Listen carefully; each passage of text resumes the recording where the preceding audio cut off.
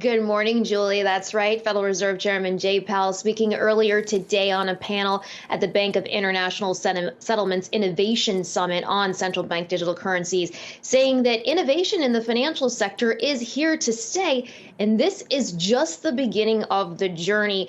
Powell saying, quote, novel technology like distributed ledger and decentralized finance have the potential to improve efficiency of the payment system and encourage a more competitive financial landscape.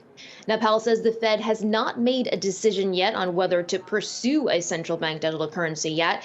He says, though, as part of that process, the Fed is engaging with other central banks on CBDCs to move a roadmap forward, since they would need to coordinate on the technology to ensure proper transfer of monetary policy payments.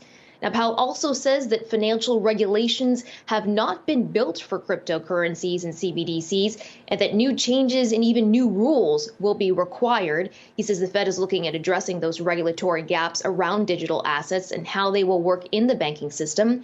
Powell also warned that we don't know how some digital products will act during times of market stress and could lead to destabilizing capital flows. And on the flip side, we don't know how stresses in the crypto market could spill out into traditional financial markets.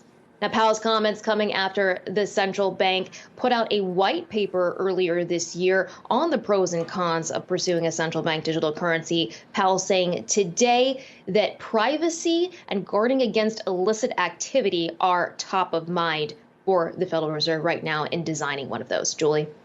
I mean, it's really interesting to me, the Fed examining this and talking about it. I mean, doesn't China already have, for example, a central bank currency? It feels like the U.S. is a little bit late to the party. It's not going to have a first mover advantage here, certainly. Well, I'm not sure because, okay, yes, China is testing out their digital yuan. It's in a testing phase right now.